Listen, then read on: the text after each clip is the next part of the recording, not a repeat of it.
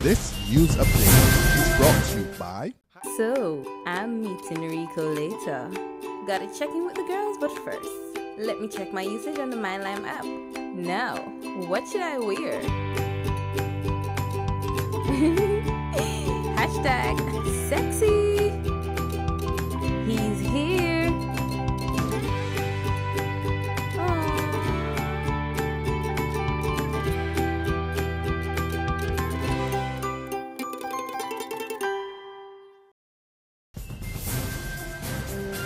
Welcome to the Barbados Today Evening Update. It's Thursday, February 19th, 2015. I'm Fernella Wedderburn. Thanks for joining us. Topping the news. There is a call for Prime Minister Frondell Stewart to intervene in the matter involving the Nigerian students under the controversial Delta State Youth Empowerment Program. A spokesman for most of the 90 students tells Barbados Today correspondence has been sent to the Prime Minister requesting that he speak to his counterparts in Nigeria on the students' behalf to get the program back on track. Correspondence was also sent to Nigeria, urging officials to rethink the decision. Earlier this month, the Delta State government pulled the 9-month study program amid ongoing controversy over several issues, including accommodation and food. In other news, the local ice cream manufacturer BICO reaps big dividends despite the tough economic climate, a whopping 82% profit for the financial year ending September 30th, 2014.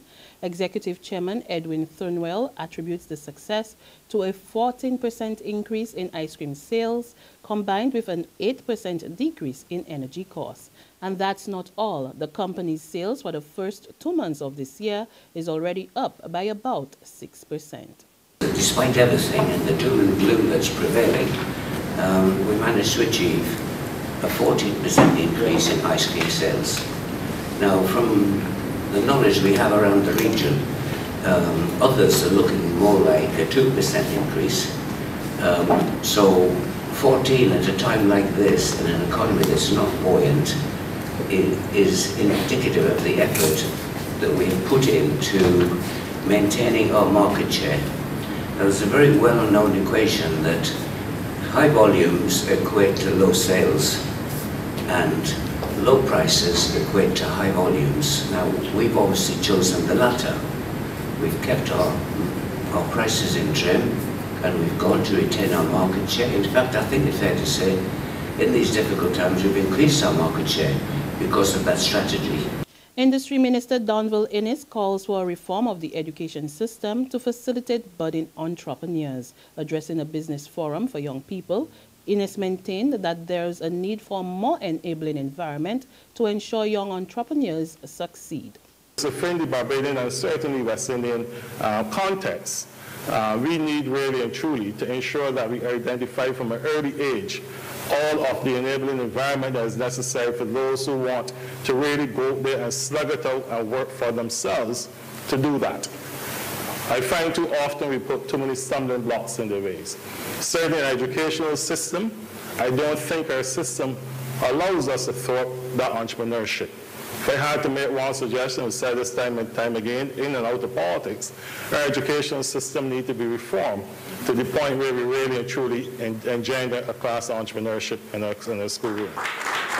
Lawmen are again appealing for public help in identifying a man who was found unconscious near the roundabout on the Spikestown Bypass Road in St. Peter on Monday. Here's what he looks like. He was wearing a light green t-shirt, khaki pants, and was barefoot at the time. He is about 5 feet 8 inches tall, slim build, and light brown in complexion, has black hair and a receding hairline. Sadly, he passed away at the Queen Elizabeth Hospital after being taken there for medical attention. Anyone who can identify him is asked to call the District E Police Station at 419-1731 or Police Emergency at 211. 2 Jamaican women were scheduled to appear in the District B Magistrates Court today on separate drug charges.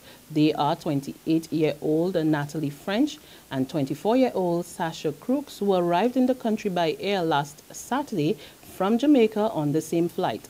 The two were taken to the Queen Elizabeth Hospital where French passed out 2 pounds of cannabis and Crooks 1 pound of the drug.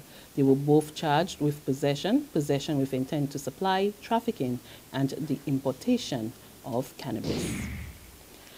Some action now from the Graydon Sealy Secondary School Inter-House Sports. Blue House are the champions. They came out on top with 737 points over Greenhouse, who came second with 696.5 points at the National Stadium today.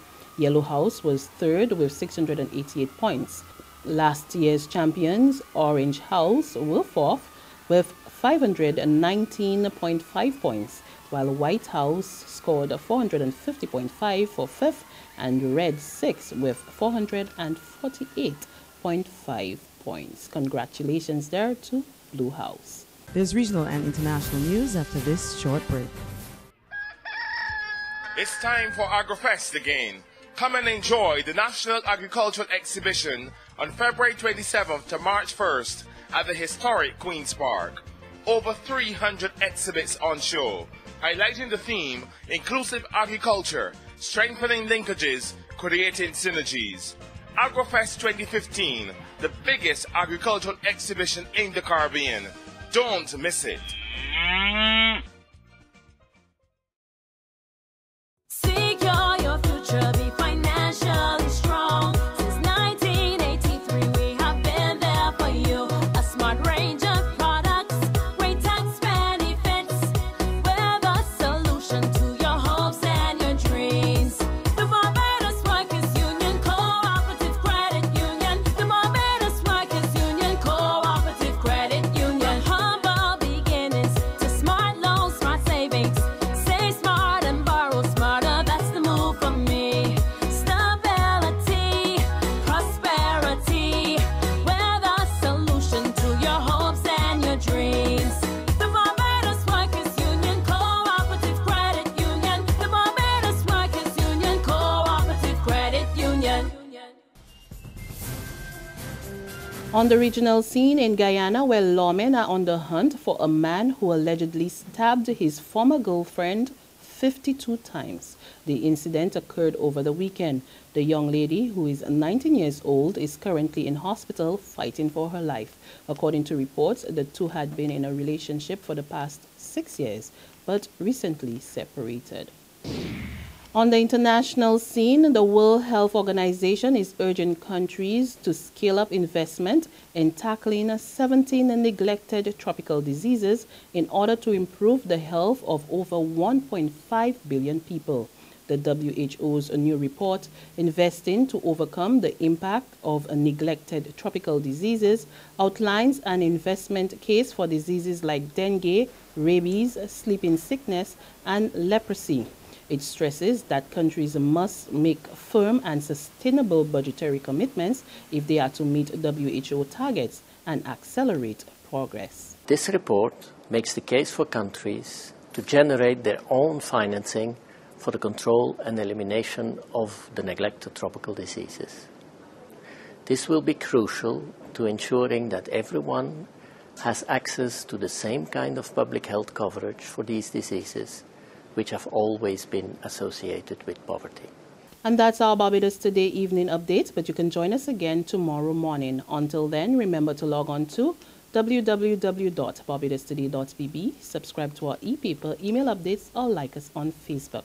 You can also catch us on Izumi Media and bus terminals or screenplay at supermarkets and gas stations near you. Also tune in to Channel 101 on Lime TV as well as Mix 96.9 FM to get all the latest news and sports. I'm Frenella Wedderburn. Have a great evening and we'll see you tomorrow. This news update is brought to you by... So, I'm meeting Rico later. Gotta check in with the girls, but first, let me check my usage on the MyLime app. Now, what should I wear?